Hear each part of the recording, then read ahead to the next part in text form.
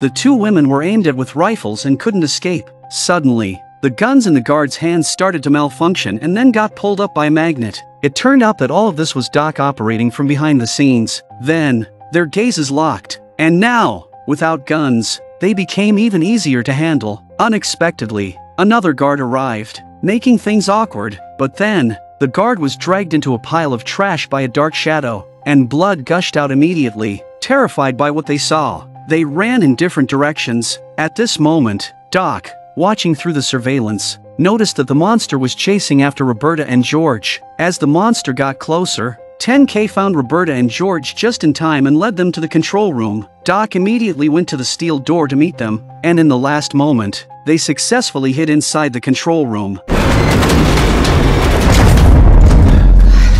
Then, they gathered to analyze the situation. Roberta said all this was Roman's doing. The lithium mine they were collecting was an essential ingredient for making cookies. With the cookies, they could control the talkers, and controlling the talkers meant controlling the whole new America. To stop Roman's scheme, Roberta decided to intercept the last truck carrying lithium blocks. Doc and 10K had already been spotted by the guards, so they first blended into the transport convoy. Then, Roberta and George stopped the truck, telling the guards that the escort task had been handed over to her by their superiors. The guard had many questions after hearing this. Seeing that they were about to be exposed, Doc took the initiative.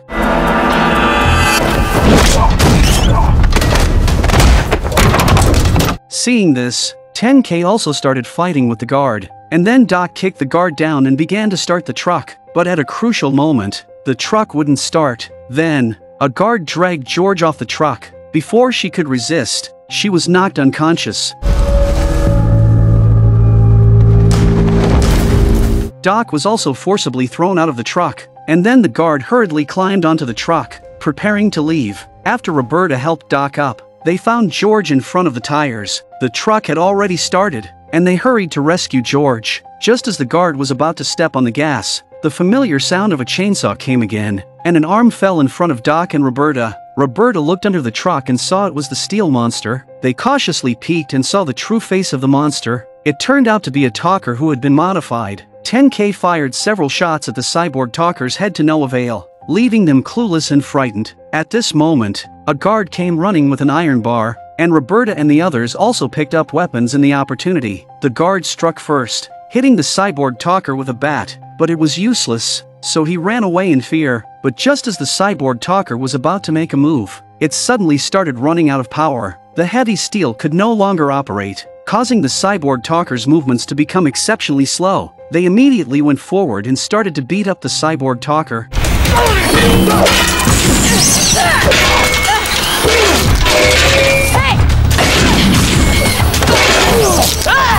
The cyborg talker, regaining its bearings, struck Roberta with one blow, knocking her to the ground. He then prepared to end Roberta's life with the chainsaw. Just as the chainsaw was about to touch Roberta, it ran out of power. Roberta, terrified by the ordeal, slowly stood up and began to persuade the cyborg talker. Surprisingly, the cyborg talker's consciousness was indeed awakened. At this moment, a talker worker came forward and said that the cyborg talker was one of the first miners to arrive, but he had disappeared a few months ago. It seemed that modifications to his own body had caused him to lose consciousness. The conscious cyborg talker didn't speak but walked heavily forward. As everyone wondered what he was doing, the cyborg talker went to a machine and pressed a switch. Then, a clamp from above grabbed him and put him into a machine. When the machine opened again, the cyborg talker had turned into a pile of scrap metal. It seems that after regaining consciousness, he couldn't accept the crimes he had committed, so he ended his own life. Then, the clamp brought the scrap metal in front of everyone,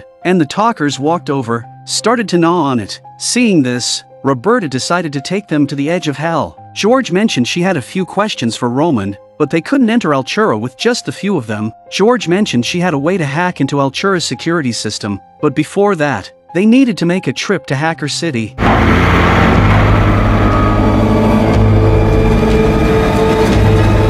In the scrapyard, Roberta and her team found lithium blocks that could suppress the talkers, so they took the melted lithium to the edge of hell. After the talkers consumed it, it indeed proved effective, suggesting this substance could indeed replace the cookies. Just then, there was a knock at the door, and to Murphy's surprise, it was Roman who arrived. Murphy signaled everyone to hide the talkers and then composed himself before opening the door. Murphy explained that the shop was undergoing renovations and was temporarily closed. Roman, without wasting words, barged in, but once inside, he only saw a few people playing poker, which puzzled him greatly. He ordered his men to search for traces of talkers, but after a long time, not even a hair from a talker was found. Disbelieving, Roman decided to sit and wait because talkers would go berserk if they didn't eat for a long time, and they wouldn't be able to hide then. Meanwhile, Roberta and George arrived at Hacker City, where traps set by hackers made it difficult for zombies to get close. Roberta knocked on the iron bars, and Citizen Z, who had been waiting for a long time, emerged. It turned out that Roberta and her team had contacted Citizen Z on their way to ask him to come to Hacker City to assist in hacking into Altura's security system. Then, they arrived at the entrance, where there was a password lock with a question that only a hacker would know. Citizen Z, being a hacker for the Department of Defense, was confident and started to input the password, only to answer incorrectly. Another question appeared, and despite Citizen Z's confidence, his answer was wrong again. Impatient, George kicked the password door open. Then they entered the room. The screen was full of codes. It looks very professional. At that moment, the lights came on and a man who called himself Ghost King came out. Roberta immediately explained their purpose. They needed to hack into Altura's security system. However, Ghost King stated they wouldn't easily intervene. Roberta, seeing no other option, tried to reason with them. Thankfully, after a friendly conversation, Ghost King agreed to help, but with one condition: if the new America was established, they would be granted a pardon, meaning any cybercrimes they committed could be overlooked by New America once. After some thought, George agreed to their terms. Afterwards, Ghost King began introducing his team to Roberta and the others. The first two members seemed quite normal. Unexpectedly, they also had a talker as a teammate. He's from the old freak phone era. You know when the Captain Crunch whistle was the keys to the kingdom? I remember it well. Like a ninja on a keyboard. They got to work, with Ghost King claiming they could easily infiltrate Altura's system as they had hacked it before. However, they couldn't breach Roman's computer and needed an insider to access Roman's office. Citizen Z contacted Kaya and relayed the task to her. Then it was time for the hackers to do their thing. First they took control of the cameras and then used Roman's identity to get Kaya through the door. Meanwhile, Roman at the edge of hell received information about the invasion and had to retreat. Roman went to the gate and contacted the guards to find the intruder, then used the satellite to hack into Hacker City in reverse, and then destroyed the defense system in Hacker City. The next second, the steel doors holding back the zombies were opened, and zombies flooded in. Luckily, Ghost King saw the zombie invasion on the monitors in time, and George and the others immediately guarded the entrance, but the hackers remained calm and collected, each pulling out a remote control from the side. It turns out, they were using drones to fend off the zombies. Indeed, hackers are geniuses. The drones began firing upon encountering zombies, a sight that thrilled everyone. It could be said to fulfill the dream of many men, precise headshots with every bullet. Oh, battle cry, stooge to the news!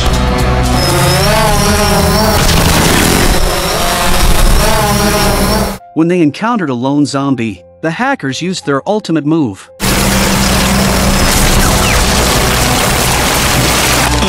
Though cruel, it was undeniably impressive, leaving George and the others exhilarated. However, at this moment, the drones ran out of bullets. Seeing this, Ghost King, unfazed, initiated Plan B. They started using the drone propellers to take down the zombies, a maneuver that truly tested the pilot's skills. Look at that! Then, Skip made a mistake. His drone lost balance and crashed to the ground. Damaged. Girl Boom's drone, too, failed to react in time and crashed into an iron pole. Now, it was just Ghost King fighting solo. Ghost King then uses a big move to kill the last 3 zombies with an aerial slash from the drone. Although all the drones were destroyed, they successfully repelled the zombie attack. Just as everyone was celebrating, a zombie suddenly lunged at Roberta. Citizen Z drew his gun but couldn't aim in time. Seeing this, Ghost King pulled out his secret weapon, a glowing mini drone that slowly rose into the air. However, controlling it proved difficult amidst the chaos. Eventually, Ghost King and the drone became one in mind, directing it towards the zombies.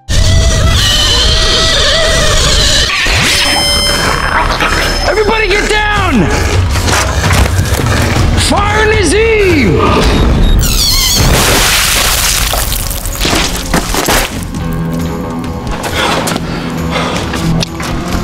Meanwhile, after Roman left, Addie and the others started feeding lithium chunks to the talkers. Addie remarked that a small piece of lithium could sell for 10 bullets on the black market, more valuable than food, leaving Murphy shocked. Just then, trouble struck again. A child belonging to a pair of talkers has gone missing. Murphy turned the edge of hell upside down but couldn't find the child. At that moment, Doc heard knocking from the back door. They hurried over and indeed found the missing child. But in the next second, a familiar figure emerged, making it impossible to keep secrets any longer. Roman then demanded Murphy to hand over the other talkers, insisting they only wanted to help. Murphy and Doc didn't buy it, suspecting these scumbags had ill intentions towards the talkers. 10K quietly positioned himself behind Roman, ready to snipe. Just as he was about to shoot, a gun was suddenly pressed against his head, and that's how they were all contained. Roman then used the little boy to discover the talkers' hiding spot, subsequently taking them all away. Watching the talkers being forcibly taken,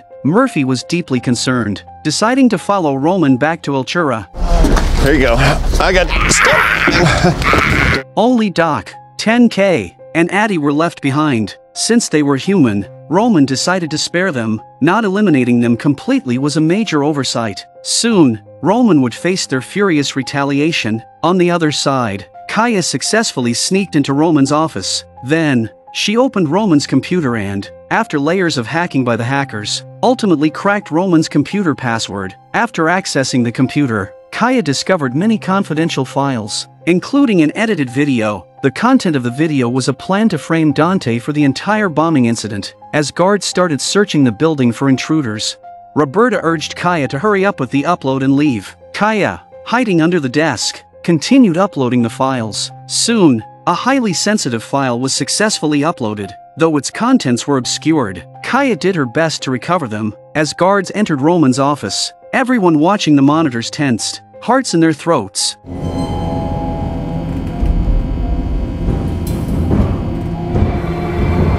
Fortunately, the guards didn't find Kaya. The guard noticed that Roman's computer was not properly shut down, so he closed it, causing the file decryption process to stop midway. The main title on the screen read Ultimate Mercy Plan.